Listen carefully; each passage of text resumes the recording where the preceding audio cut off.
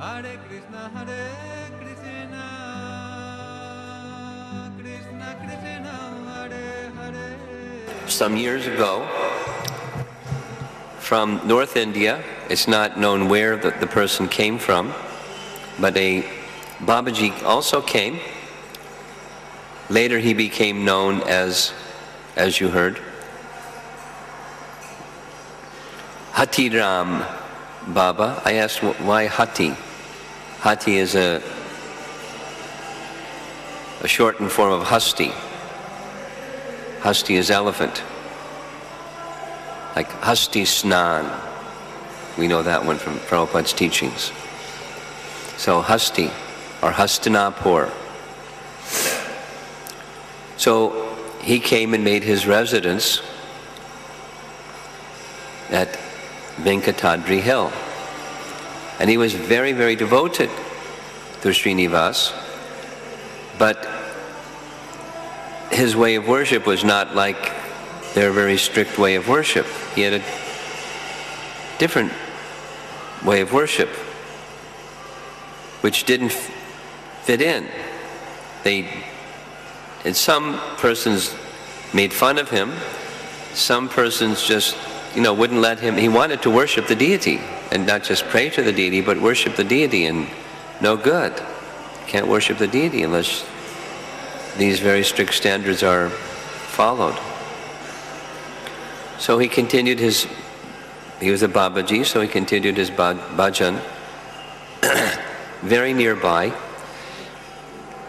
And all the big posters and paintings and depictions show, here's Hastiram Baba playing dice. First it was said playing chess, but it's very similar, that picture of the cross, of how they roll the dice. Apparently the same game as the Pandavas and Kauravas played. One devotee that's from this area said, we did this in our childhood. It's a common game. I don't know what the game is, but... And chess I can see, but Balaram played chess. Anyway, at night, because Srinivas so much appreciated the devotion, the simple love and devotion of Hatiram Baba, he went at night and they would talk and they would play this game together. And it happened every night, very confidential dealing, until one night when he left his very, very special jeweled, was it diamond necklace, pearl necklace, some expensive necklace, left it behind. Hatiram Baba found it, said, I have to return this to the Lord. And in the morning when they saw the deity was missing his necklace, they started accusing one another of the pujaris. Did you steal it? Did he steal it? You know how that goes. They couldn't find it. So they were determined to find out, where has this very, very precious, valuable necklace gone? And in comes Hatiram Baba. Here's the necklace. Srinivas left it in my house. My house, my bhajan kutir, my Babaji ashram. Huh? Tell us the truth. Did you steal this from the deity? Speak the truth. I'll speak the truth. I didn't steal it. Then tell us how you got it. He came to my house. We were playing dice together. And he just forgot it, left it behind. So I'm bringing it back. The priests couldn't believe him. So they took it to the Mahant, the head priest, to settle the matter. The head priest didn't believe him either. But to a decision was made to give a test. And the test was, if you're so intimate with the Lord that He'll come and play with you, here's a big pile of sugar cane. And let Him come and help you take care of all the sugar cane. You eat all the sugar cane by tomorrow morning when the sun rises, or you're going to be severely punished. So they put him in this large room with this large pile of sugar cane, and he was praying intensely to the Lord. Srinivas, help me. You're my Lord and Master. I didn't steal the necklace. You left it behind. Now I'm in big trouble. My dear Lord, please help me. So he fell asleep, and in the middle of night, this huge elephant appeared. Must have been a big room, because the description repeatedly says how big the elephant was. And the big elephant was chomping away at the sugar cane. Elephants love sugar cane. And he was trumpeting, "Oh, this is great sugar cane." Woke up Hastiram.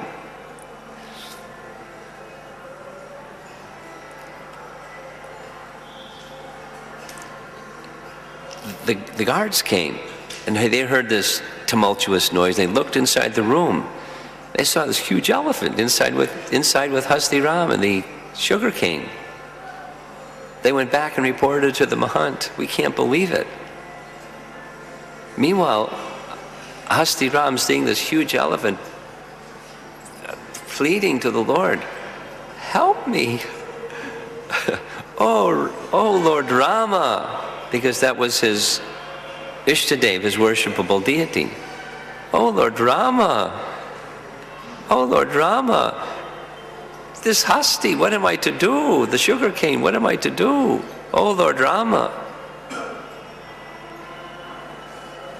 Suddenly the Hasti disappeared. Just disappeared.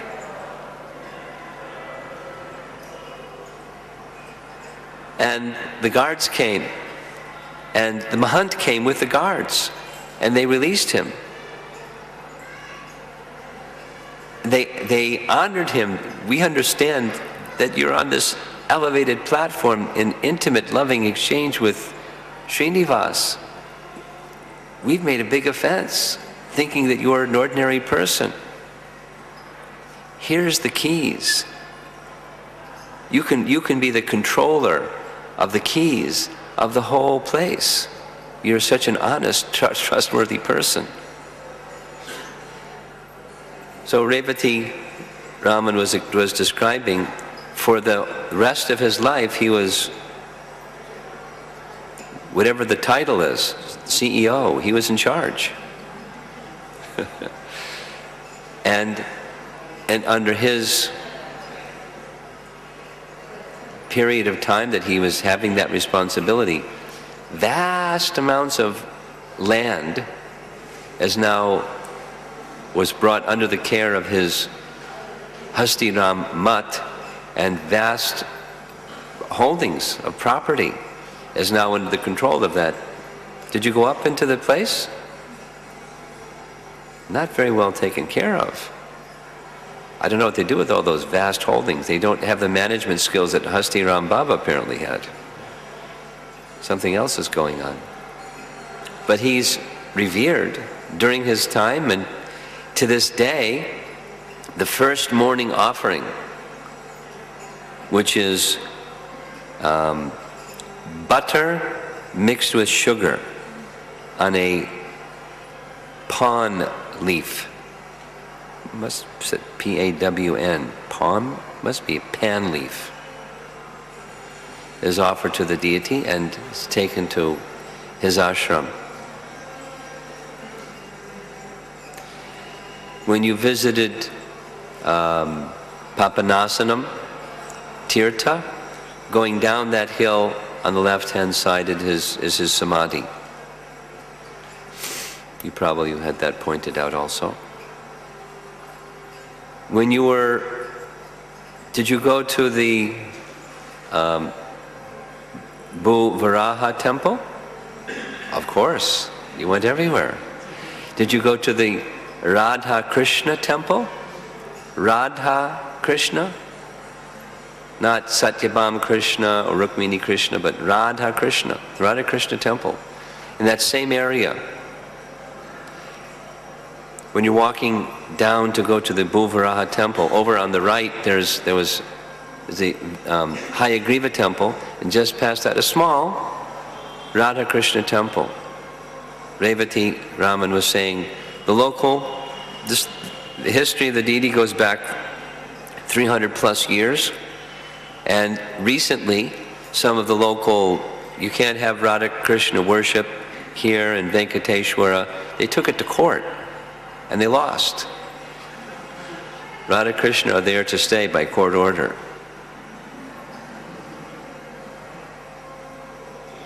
Radha Krishna. So, very broad influence over the passage of time. Something else that Revati Raman was describing to me was that there are names for each of the 7 hills, but then during different periods of time, all the 7 hills may be known by one of those names. So it's not, the naming of things doesn't seem to have such hard and fast rules here. Balaji, Venkateshwara, Srinivas, probably there's some others. Then the hills. So Venkatadri Hill, there's a nice description of that Venkatadri Hill and how the name, I mentioned the meaning of the name the other day. The story that's described in this connection is that there was a Brahmana named Madhava, and Madhava was a householder, had a very qualified wife, and he was engaged every day in performing his worship of Venkateshwara, and he also did some service where he went into the forest and gathered items for the worship of the deity. And one day when he was going into the forested area, he saw a forest girl who was very beautiful. And like a Jamila story, he was very attracted. First time he didn't say anything, but, couldn't get her off of his mind. Woo, woo, woo. Can't get her off of my mind. And then the next day, he saw her again, and you know what happened by contemplating the objects of the senses. One develops attachment for them. And then the rest followed, so just as Krishna described in Bhagavad Gita. One day he finally approached the girl and said, you've captured my heart. Cupid has struck my heart, and I'm wanting to marry you. And she was responding saying, that's not possible. You're vastly learned. I don't even have any education. You're a Brahmana and I have no caste at all. You have very refined qualities and I have no qualities. I just live in the forest. Don't even think like this. Just stop thinking like this. Woo, woo, woo, I couldn't get her off my mind. And so the next time he saw her and spoke the same thing and repeatedly, till finally she said, you're very determined, you're obviously attached. But it's not a possibility that in this lifetime, given my life, I'm going to become a Brahmani. So if you're so determined, we could marry if my village members agree, but you'd have to stop being a Brahmana and become like us. And, we eat meat and we are village people drink alcohol and do all these things that you have never done. He said, I don't mind, I'll do those things. I'm too much attached to you. So she discussed it with her village people, and they accepted. If he's willing to live like us, he can live with us. So he left his brahminical duties in Venkatadri Hill and lived in the forest with his new second wife, just abandoning his previous wife. And got right into it, eating meat, drinking alcohol, behaving like a tribal person. Until one unfortunate day, his very beautiful wife died. And so he not only lost his service and lost his caste, he lost his wife. He was devastated. And in course of time, he also lost his health. He contracted leprosy. And it was a very severe kind or status of leprosy, and his fingers melted off, and his feet, the toes melted off, and his body was becoming all rotten and oozing. And the Aborigines abandoned him. You're disgusting. We don't have anything to do with you. It's very contagious. We're staying away from you. So he even lost companionship. He lost everything. Something very similar to the Avanti Brahmana story, only worse. He lost everything. So here he is wandering around in jungle with whatever he can find to eat, and completely smashed. Then the good news. A group of pilgrims on their way to see Venkateshwara were passing nearby on the path, because then it didn't have all these nice roads, just a path. And they were singing. As we were here, people singing. Did you, when the darshan came? I don't know what their melody is, but Govinda, Govinda, Govinda, Govinda, Govinda, Govinda.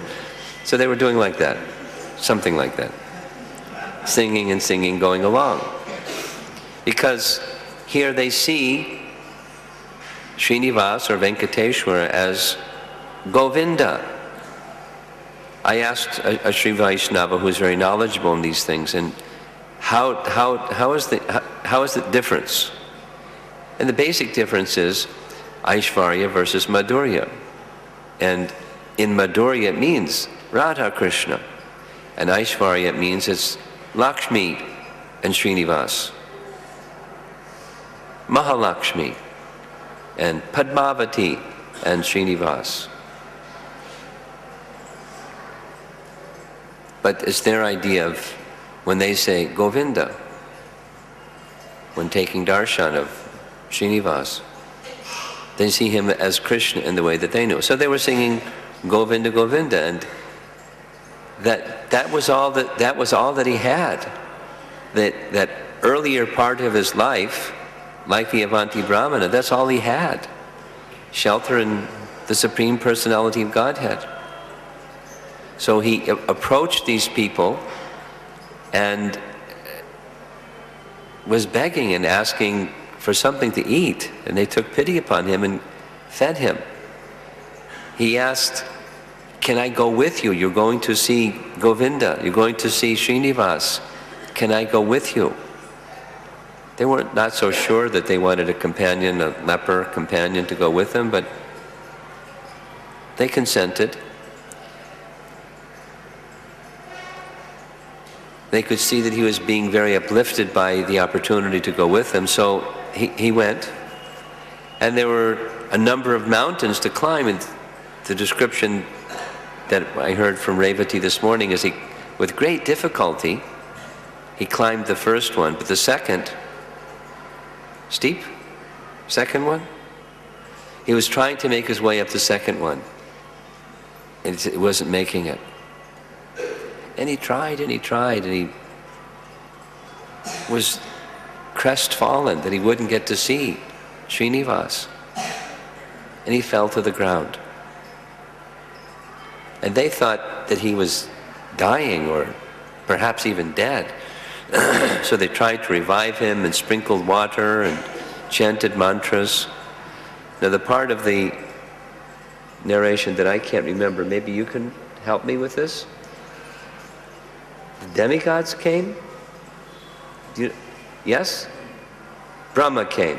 Not all the demigods. Brahma came. Because Brahma said some mantras and sprinkled some water, and his body completely transformed into a beautiful golden Brahmana's body again, because of his walking upon the hill, as you all did today, and thinking of meeting the Supreme Lord and calling his name and undergoing what was a big austerity for him especially. He became freed from the sins that he had committed, and his body was restored. So then and there Brahma gave the additional name Venkata. Then means sin, and kata means to burn. So Venkatadri hill, the name came, and Venkateshwara, the Ishwar of the place. He who releases one or burns away all one's sins if one approaches him with faith and love.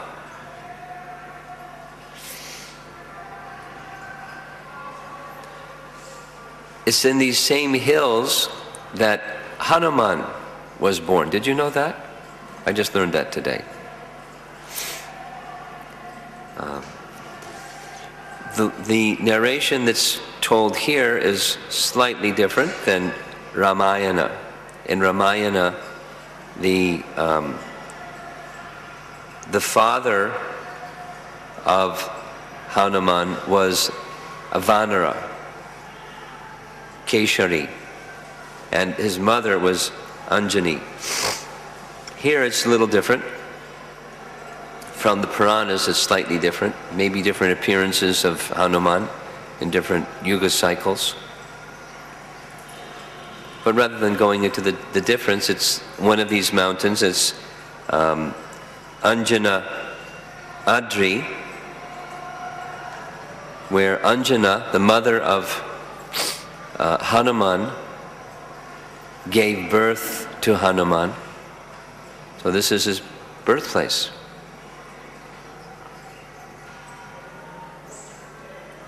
And the Ramayana description that's there is very nice. She was caring for her young son, who would be, she desired, she was undergoing austerities, desiring to have a son who would be like a god. So, an expansion of Vayu. And she laid the small child down to gather some wild fruits and vegetables, or leaves and edibles. And he was hungry, and when he looked up in the sky and saw the sun, he thought the sun was a fruit. So just a small baby, because he had this incredible qualification, went reaching for the sun. Anyway, it's a long description. Anjana Adri is another one of the hills. And Garuda Adri is another one of the names that these hills are known by, or one of the hills, because that's the hill that Garuda brought for Varaha. And by Varaha's side, the local name is Swami Pushkarini, or Varaha Pushkarini. That's said to be non-different than Vaikuntha, just as the hill is non-different than Vaikuntha. The lake there is non-different than Vaikuntha. So, filled with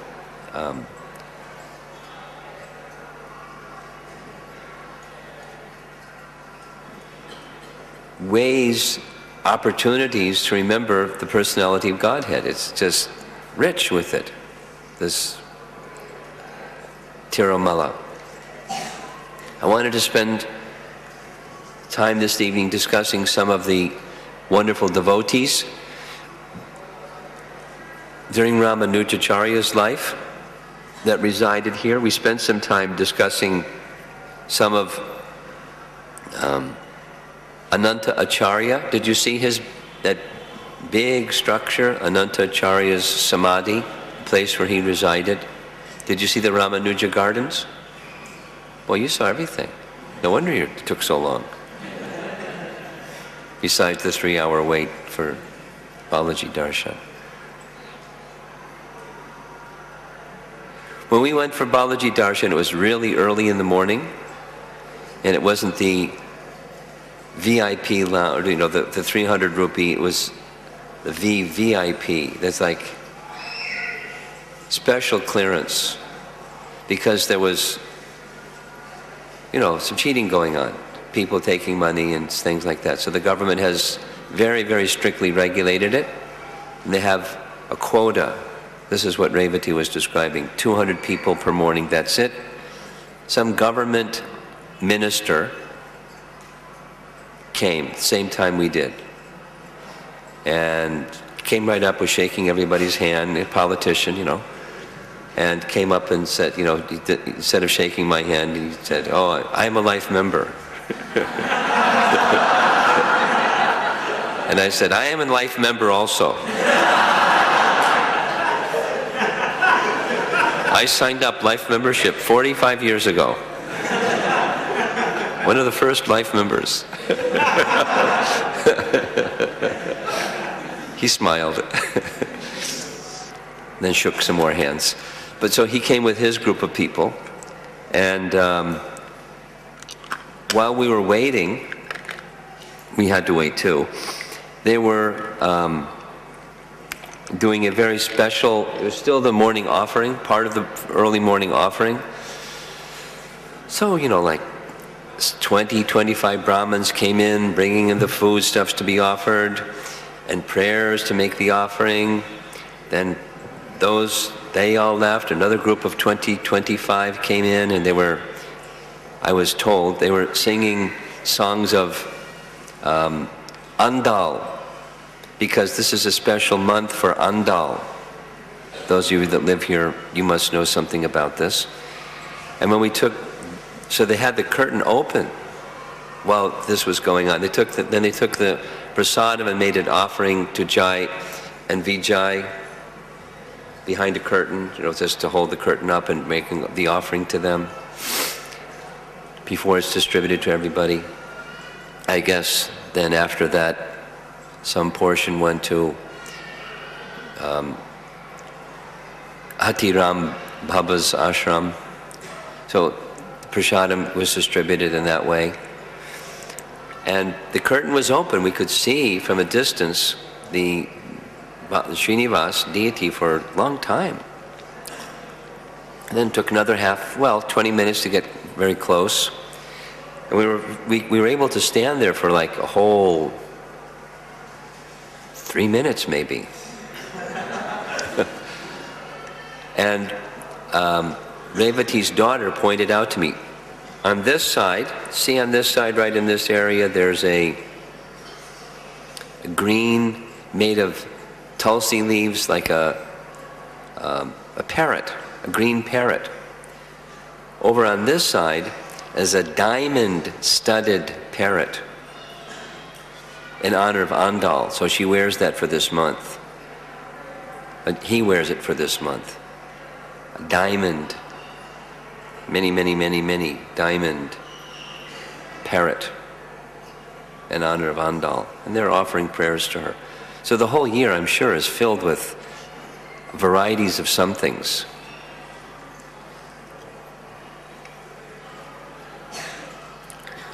And the position of his hands. So I was asking for a description. The Abhay Mudra, giving blessings. And the other one is Aham tam sarva papebhyo. This is this one. I give you my blessing, suchaha. I give you my promise that you'll be freed from all of your sinful reactions. But the other one is, surrender unto me, and I'll free you from all sinful reactions.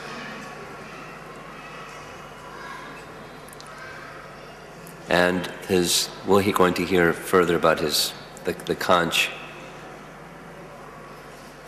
and the lotus.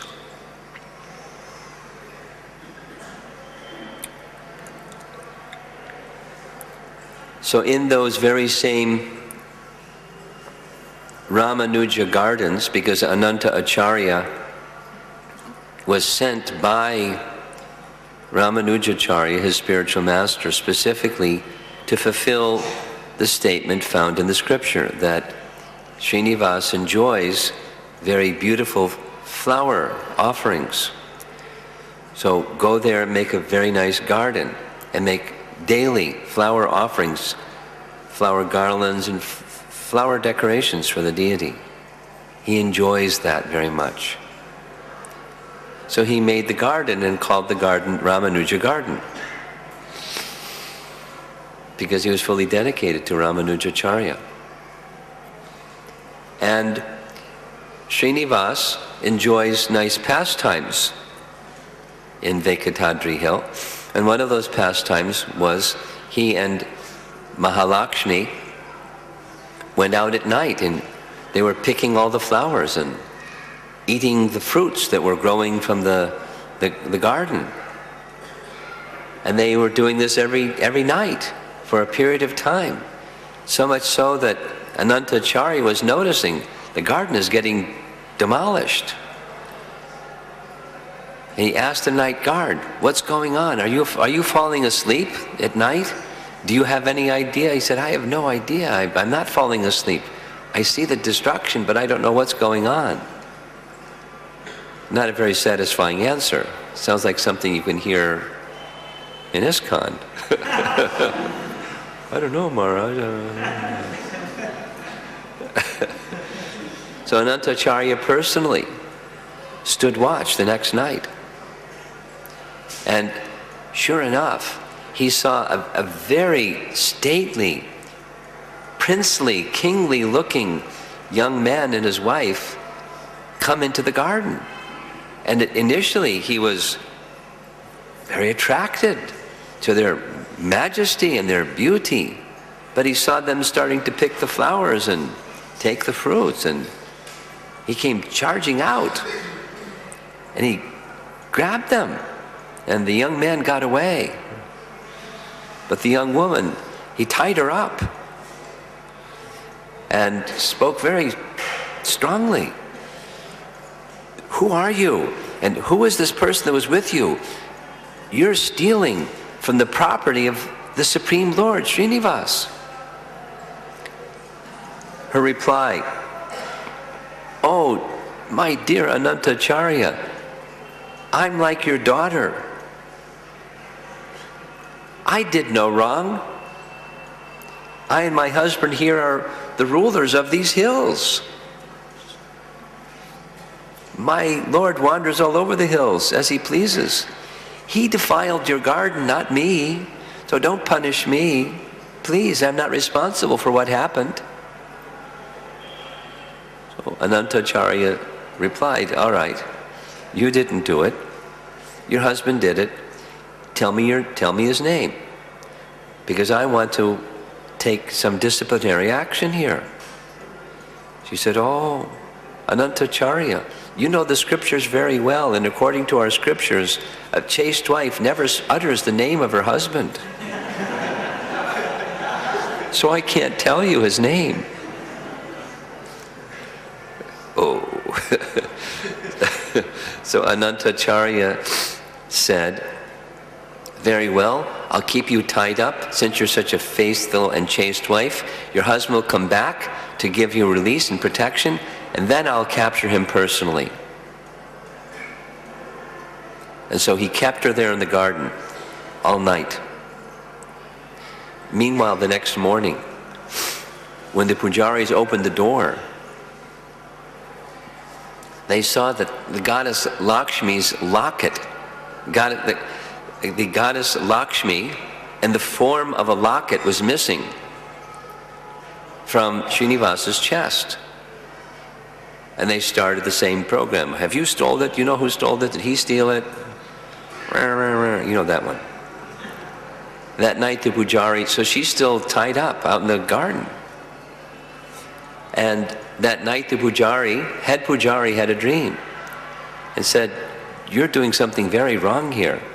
That locket is now present in the form of a goddess in the garden, and Anantacharya has her tied up. You go there and please release her." So they came and told Anantacharya, "This is goddess Lakshmi, who is normally a locket on Srinivasa's chest, and you have her tied up." So he immediately paid his obeisance to her and pleaded for her for forgiveness. "Just trying to do my service in the garden for Srinivasa." So he brought her in procession in a palanquin before Srinivas. She replied, "It's okay. You've accepted me as your daughter. And so, as the daughter is forgiven by the father, I certainly don't take very seriously anything that you have done." They brought her before the deity, and she entered into the body of the deity, just disappeared. So from that day, Ananta Acharya was accepted as the father in a relationship of father with Lakshmi. So when the wedding, the Padmavati and Srinivas wedding is being enacted during their festival time, Ananta Acharya, during his lifetime and subsequently, is treated as the father.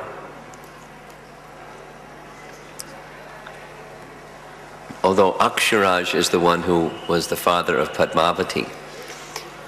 Many of those types of pastimes take place here in Tirupati or Venkatadri Hill. The place where you had lunch was one of those places. The place is a place where every year they have a festival because Srinivas would come with Padmavati in his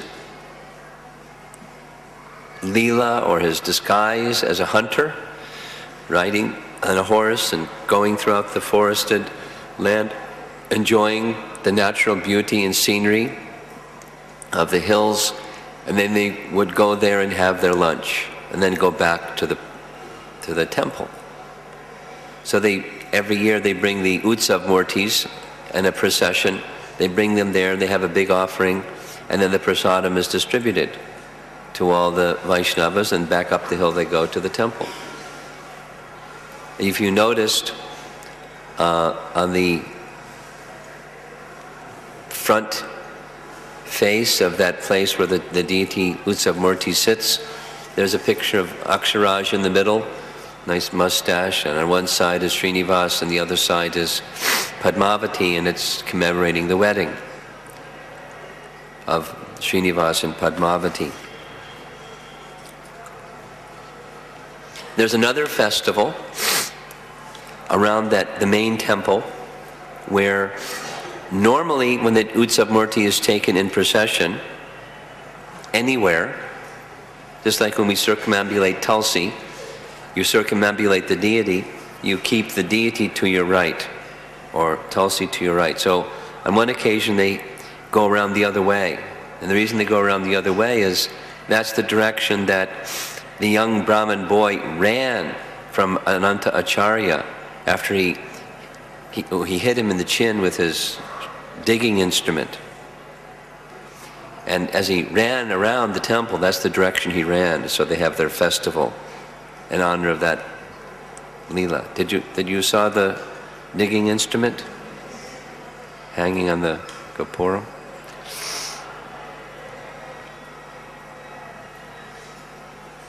So these are all the additional things I'm going to describe are when Ramanujacharya was present, particularly his devotees. Anantacharya once again, because he was such a prominent person here, there's many exchanges with the devotees and lessons that he imparted. One of them was he had a number of disciples who he wanted to take on pilgrimage to some of the other tirthas or holy places in India. So he arranged for some Mahaprasad, Venkateshwara Mahaprasad, to be put in boxes to take on their travel for their lunch or their daily meal. And they left early in the morning and traveled a long distance, and finally the disciples were getting quite hungry. So he had them open the boxes, and he opened up the boxes and they found they were filled with ants. He said, quickly cover the boxes. Now let's go back to Venkatadri Hill. So another practically a whole day's journey going back and all the way up the hill, and told them, take the prasadam and place it back on the earth. And they asked, why did you have us do that if the prasadam wasn't good because it had been attacked by so many ants? We could have just... He said that it's according to scriptures, any resident in the Holy Dham can very easily be a saintly person who in their next life desired to take birth in any form at all. He specifically referred to prayers of King Kulashekar, where he prays, let me never leave the Holy Dham, let me always reside here, even if it means as a tree or an insect or a bird, because by living in the Holy Dham, my life will be made successful. So we don't know. Many of those ants may be in their previous life great sages and great devotees, and we don't want to deprive them of their life in the Holy Dham. We have similar understandings with Vrindavan and Navadvip, devotees that are... Jagannath Das Babaji comes to mind. How much respect and appreciation he had for Dhamvasis, both in Vrindavan and in Navadvip. He would feed the dogs rasgullas, and the cows rasgullas, because of their being non-offensive members of the Holy Dham.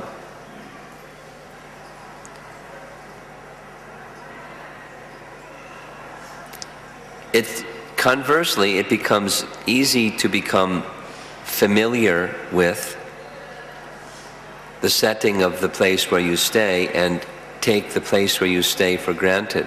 But Anantacharya was not on that platform. He was fully respectful and fully conscious of the significance of the place where he was residing. Another prasadam pastime was he was heading in another direction towards Kerala with some disciples, and the disciples became hungry.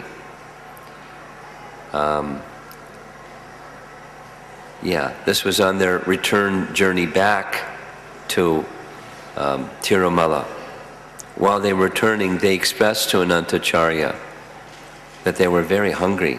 And just as they expressed that to him, suddenly a small boy appeared with prasadam that was very clearly from Tirumala. And he distributed the prasadam to them and suddenly just disappeared. And they at once understood this wasn't just a small boy that came, this was the personality of Godhead himself making this arrangement to serve his devotees, out of his love for his devotees. Another Dhamvasi event that transpired was some construction was being made. And Prabhupada followed the same principle even outside of the Holy Dham, but what to speak of in the Holy Dham. They were making a wall, and in the plan where the wall, part of the wall was to go, there was a champak tree. And so they were getting ready to cut down the champak tree, the workers. And Anantacharya came and saw them getting ready to cut down the tree and said, "Stop. He's a resident of the holy Dham. You can't create your own physical convenience at the expense of the life of a Dhamvasi. You can't do that. Stop at once." But they didn't know what to do because the plan called for the wall to go right there. So they were happy to comply with Anantacharya's request, but didn't know how to carry forward with their service.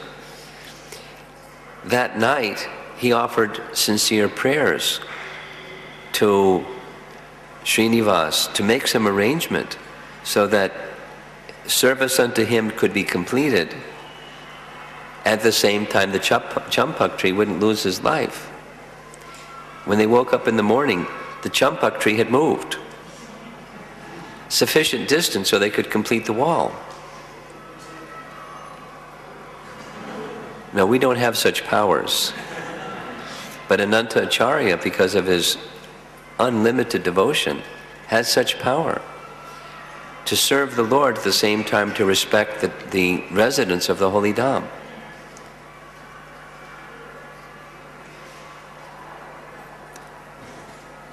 Another time, Anantacharya was in the Ramanuja garden. He had just freshly picked some flowers to make his daily flower garland offering of the finest flowers that his garden had produced.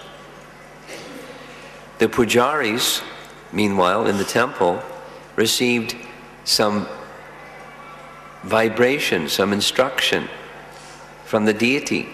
Srinivas told them, "Find Anantacharya and bring him here at once."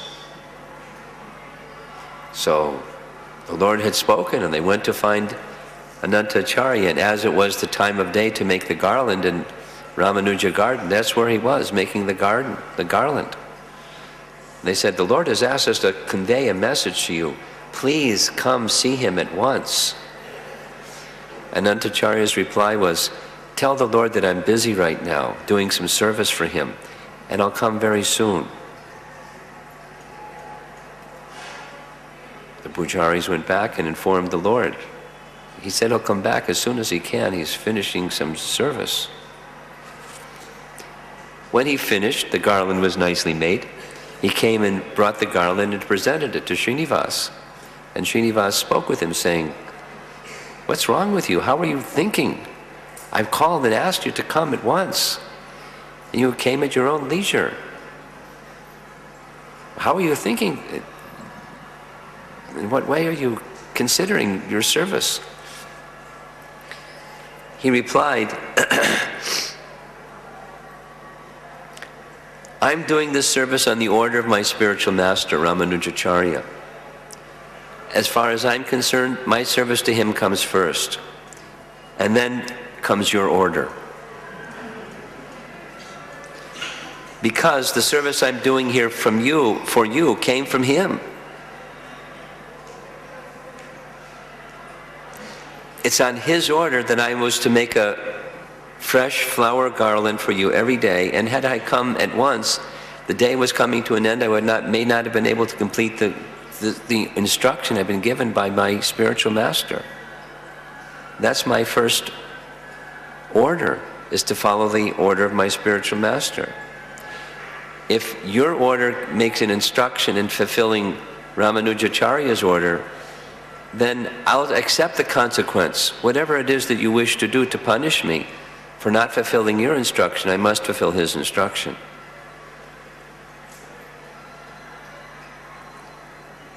Srinivas then replied, "Oh, don't you know? I'm the controller of this whole place. I can throw you out of here in a minute."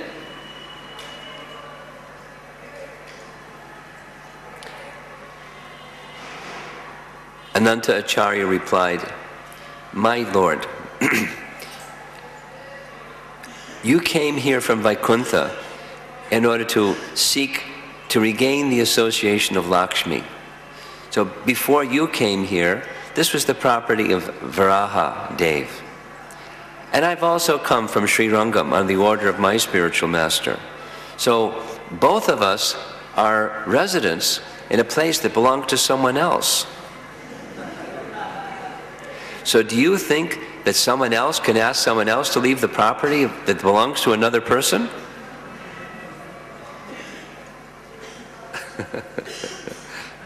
We can't do like this.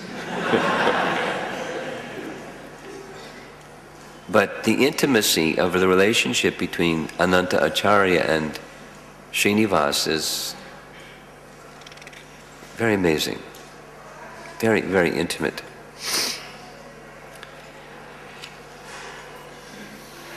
One of the, we're going to hear starting tomorrow, yes, we'll hear tomorrow, about the relationship between Jamunacharya and Ramanujacharya. Ramanujacharya left this world before there was even any direct communication between Ramanujacharya and Jamunacharya. There were 3 parting instructions that Jamunacharya wanted Ramanujacharya to fulfill. One of them was that he name one of his disciples after Parashara Muni. One of the disciples of Ramanujacharya was named Parashara Muni. He was the son of Kuresha and his good wife. Parashara Muni became the successor to Ramanujacharya. So one day in Sri Rangam, a Vaishnava approached Parashara Bhatt and asked him, what's the outstanding characteristic of a true Vaishnava? Parashara said, this is a very important question. You should go to Ananta Acharya and ask him for an answer to this very important question. So though in age, they're vastly different in age, they were very close spiritually and had deep affection for one another, Parashara and Ananta Acharya. They knew each other's hearts perfectly well. So the Brahmana made the pilgrimage from Sri Rangam to Tirupati, found out who is Ananta Acharya, came into Ananta Acharya's association while he was busy working in Ramanuja garden, serving the Lord, and he presented his question.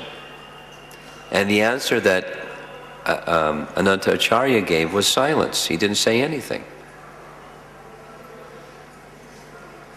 And the Brahmana thought, maybe I've offended him, or maybe he sees that I'm just not qualified. Maybe I need to purify myself to be qualified to even ask such an important question. So he stayed, he made this decision. This is the order of Parashara Bhatt. I'll stay here and serve in a humble mood until my heart becomes sufficiently cleansed that he'll accept my asking this question. 6 months, day and night, in very humble service efforts. He constantly was taking whatever service Ananta Acharya gave him very happily. Wonderful association. At the end of the 6-month period, there was a big festival that Ananta Acharya had organized. And along with the big festival, there was big prasadam distribution.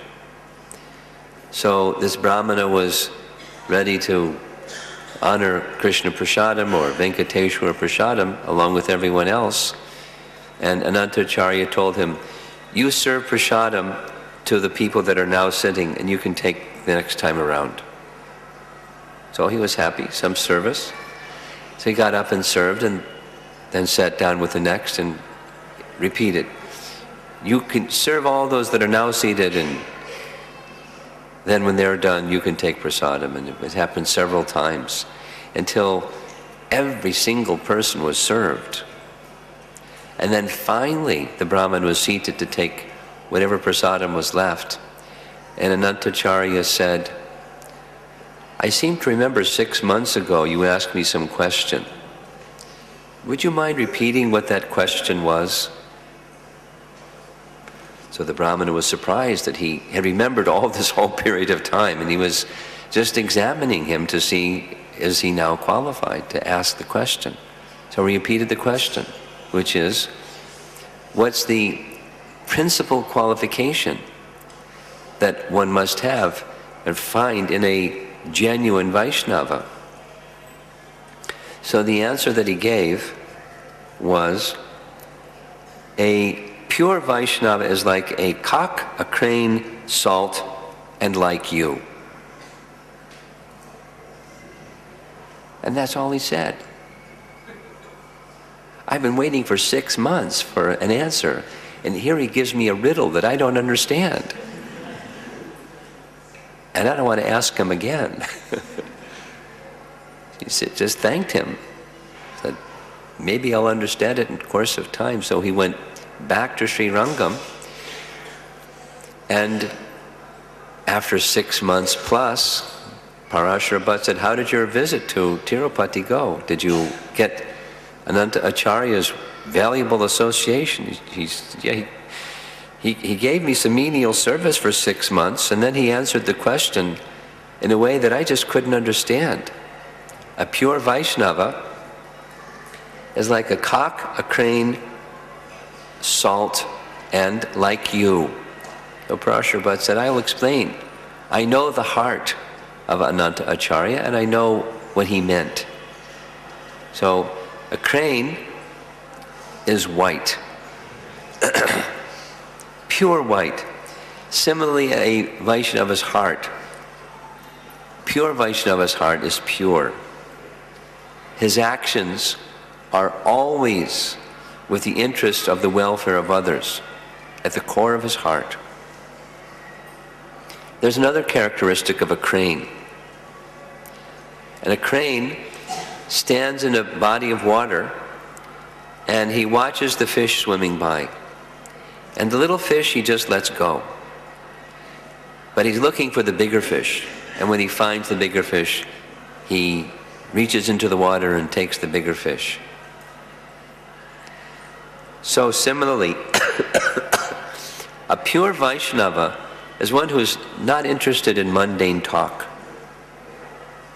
Not at all interested in mundane talk. But they're very eager, they're looking for the opportunity to hear genuine spiritual sound vibration.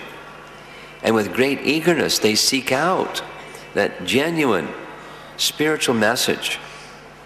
This is a quality of a pure Vaishnava that's like a crane. And there's another quality of a crane, and that is when there's a big torrential downpour of rain in rainy season, when the bodies of water flood, become very, very deep, the crane leaves that area and goes to a more remote place where the water is much shallower. The shallower lakes inland. Similar to the crane, a pure devotee, when there's too much materialistic association, they leave that place. And they go to a place that's far more pure and simple. And there they'll make their residence there for some time. And then the cock. There's a Bhagavatam verse that's like this also. But the cock goes into a place where there's discarded heaps of things. And they seek through the heaps of things and just take the grains and the seeds and leave all the rest, and take the grains and seeds and come back and feed their little family members. In the same way, a devotee is sarva grahi. Our Gaudiya Vaishnava or Bhagavatam metaphor is a swan, takes the milk, leaves the water. So the cock takes the seeds and the grains and leaves the rest. unclean place, but knows what he's looking for and just takes that. So sarvagrahi, he's interested only in the essence, in all circumstances of life. And the essence is the spiritual value, the connection with the personality of Godhead, the loving service and loving exchange available with the personality of Godhead. And salt is the third that Ananta Acharya spoke about. Salt is so valuable that nothing tastes right without it. But at the same time, it's in the background. It's not prominent as the other spices, but you can't do without the salt also. So similarly, a devotee is prepared to do anything for Krishna. Maybe something very small, and maybe something very great. But when they're doing their service for Krishna, they're interested in just that service for Krishna. They're not interested in drawing attention to themselves or other persons bringing some honor or recognition. They're simply interested in doing some service, like salt. It adds the flavor to the whole preparation, but it's not showing itself, oh, please notice how good the salt is in this preparation. Who speaks like that? No one. You may say, oh, you've used a good amount of salt in this. But not, oh, that's a very good quality salt. Where'd you get that salt? Like that, the devotee wants to serve in a humble way. And like you, Ananta Acharya said, a pure Vaishnava is like you. He was recognizing that you're interested in the well-being and the concern of the needs of others and putting those concerns first before your own concern. So this is the qualification of a pure devotee, a pure Vaishnava. So,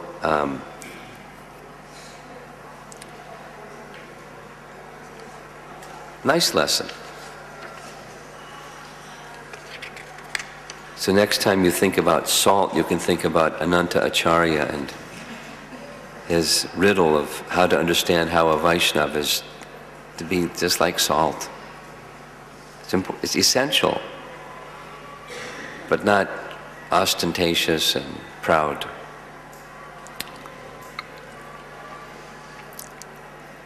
Again, with an Ananta Acharya, Parashara Bhatt was a grahastha. Parashara Bhatt had a disciple who was a sannyasi. And one time that sannyasi, who was traveling and preaching, was on his way to Sri Rangam to see his spiritual master, and he happened to come across the path of Ananta Acharya. Paying his obeisances to Ananta Acharya. Ananta Acharya asked him, "Who are you and where are you going?" He said, "I'm a disciple of Parashara Bhatt, and I'm going to see my Guru Maharaj." He said, "That's very curious, because you're wearing the dress of a sannyasi, and your spiritual master is a grahastha. Is he going to feel comfortable accepting service from you when you're a sannyasi and he's a grahastha? Why have you taken this ashram upon yourself? While it's honorable in one hand, great austerities and great difficulty to uphold the vows of a sannyasi, and all the honor that goes to a sannyasi and the difficulties and risks that go with receiving honor that goes to a sannyasi. But at the same time, your spiritual master may be compromised and unable to render service, accept your service. Why have you done this?" And the disciple replied,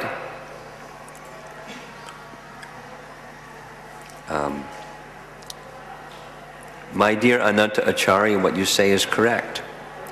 If my taking sannyas and carrying a danda will not allow me to carry the palanquins of my spiritual master. I'll throw this danda away and remove my saffron dress. But I'm confident that I'll serve my spiritual master in this dress and this danda by his mercy. Anantacharya was satisfied with his answer, was very pleased. And he blessed that disciple. The lesson is that service is more important than varna and ashram. True in Ramanujacharya's teachings and true in our teachings also. Respect for the supremacy, the supreme importance of rendering of service, regardless of what one's situation is. That goes at the top, priority consideration. The rendering of humble service and being in a position where we can render humble service. Most important, above all other considerations.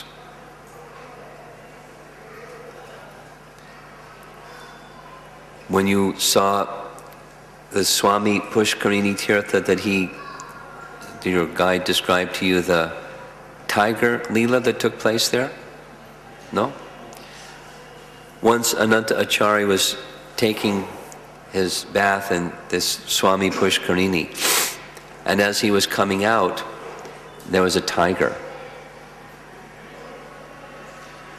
And the tiger had in his teeth his cloth. So Anantacharya wasn't sure what to do. He wanted his cloth. He didn't want to disturb the tiger.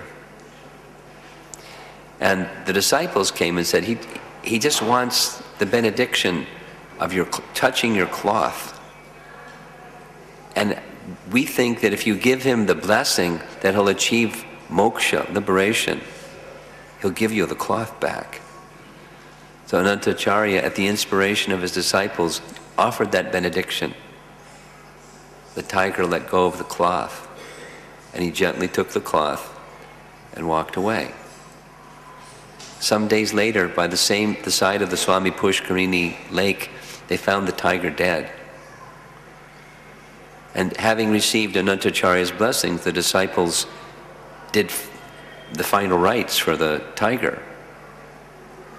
That same day, after the final rites, they went to the temple and found the body of the tiger right before the deity.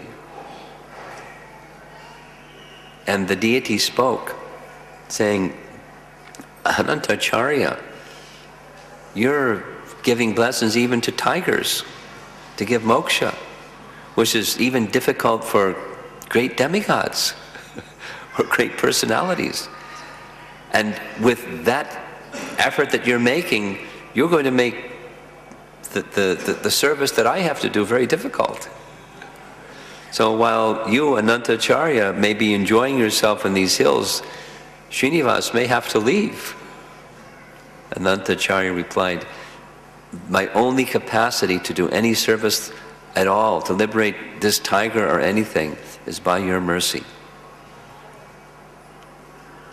Again, we can't imitate Ananta Acharya and his relationship with Srinivas and his level of consciousness. If we see a tiger, I think we panic. Not give the tiger moksha and ask for our cloth back.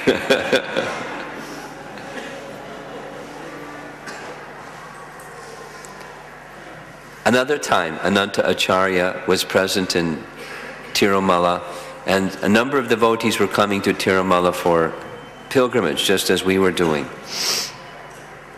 After they took their sacred bath and they had darshan of Balaji, they were very tired.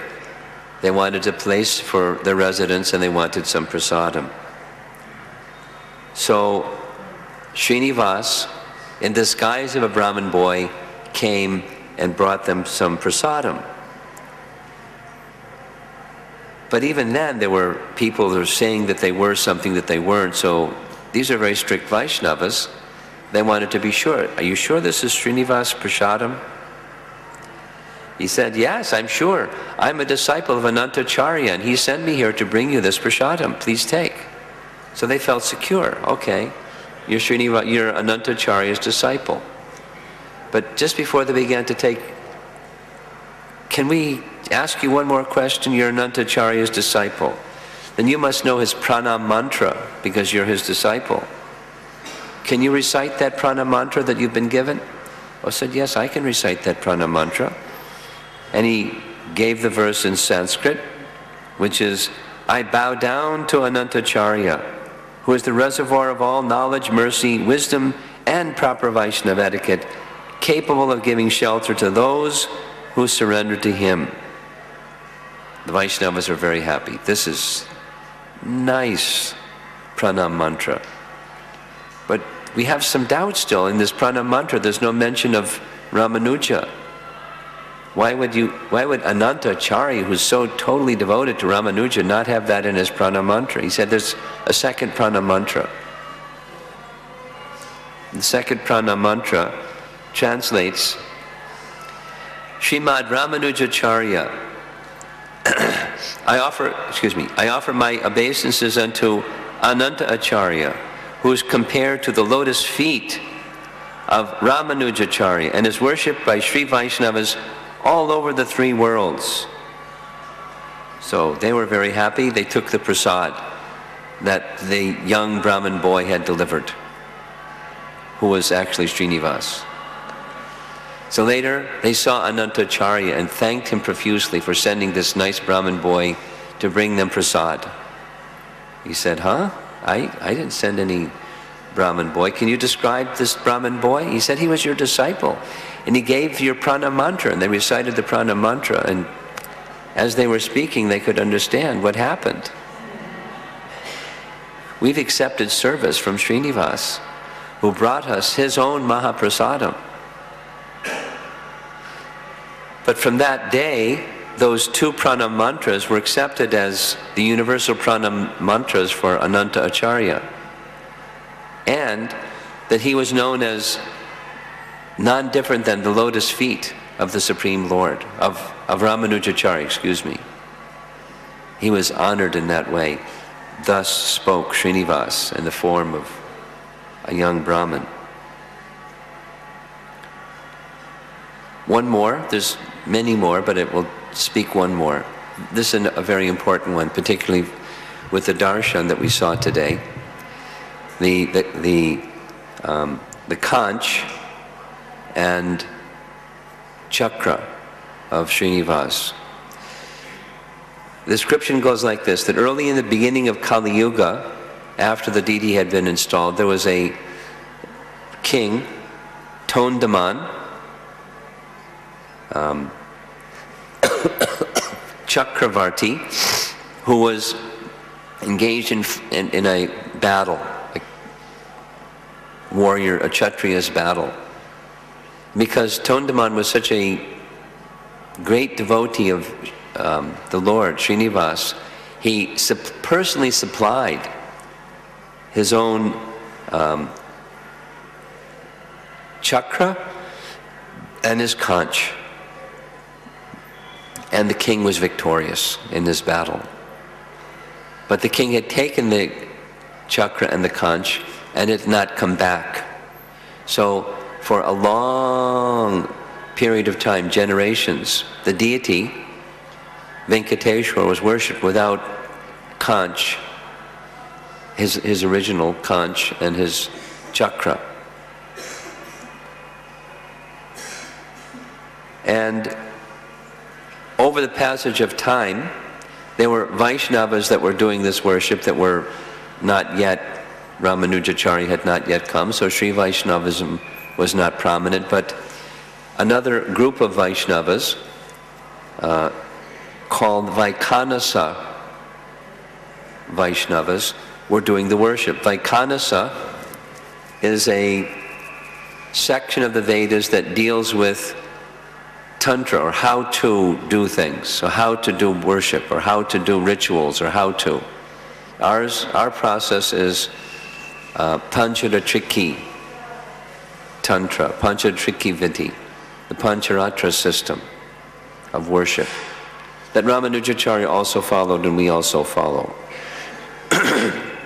there's another body of literature called Vaikhanasa, and those that follow that, it's very, very strict, requiring very strict renunciation and very strict rules, and they were in charge of the deity worship. And over a period of time, that strictness slackened, the standards slackened, and everything started to go down. It's called the material world. Things deteriorate over time. They became so deteriorated that the king removed them. They became like fallen, and he removed them from their service. During that condition, when there isn't somebody that's taking responsibility, you know what happens. A number of people want to take the responsibility. So there were 4 different groups that wanted to take the responsibility. And very prominent amongst them were Shaivites. And they were saying to the king that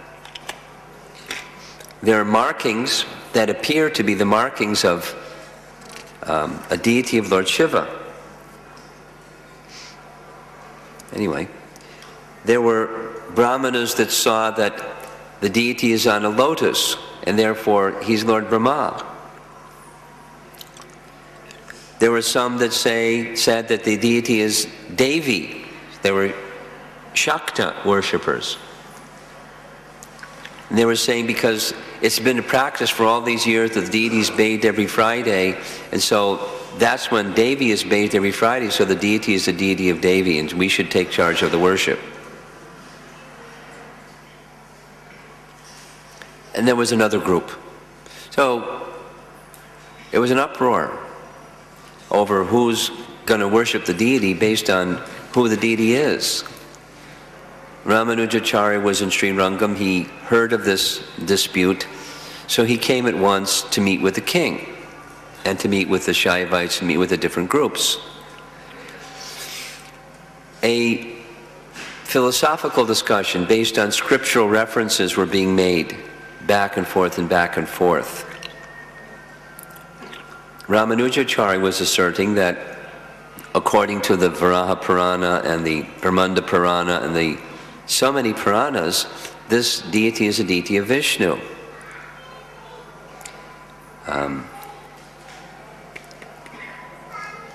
And specifically there's a reference in the Brahma Purana that says the king, in the future, the king Tondaman will be given the deity, given the conch and the lotus of Srinivas, with which he'll be victorious in battle. It was like a future prediction. But the other side said, well, we have our scriptures, and our scriptures say our thing, and your scriptures say your thing, so how are we going to settle this? The king wasn't taking a position one way or the other. So Ramanujacharya made a suggestion that everybody accepted. We'll place before the deity a conch and a chakra. You place before the deity the symbols of Lord Shiva. We'll close the deity door. And in the morning, whatever the deity is holding, that will determine. He'll decide himself. He'll let us know who he is. Everyone said, that is a very good suggestion.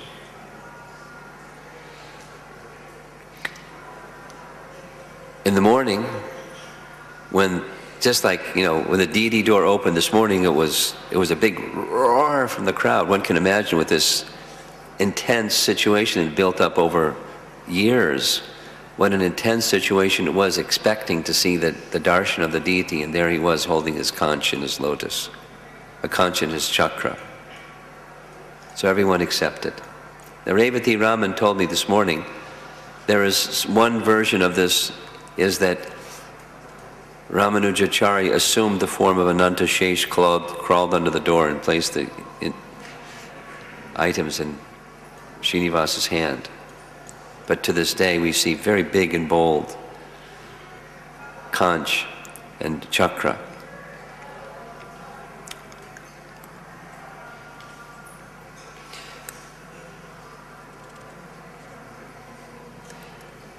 Been a long day. We'll discuss some of these nice devotees engaging in their service to Venkateshwara some more tomorrow.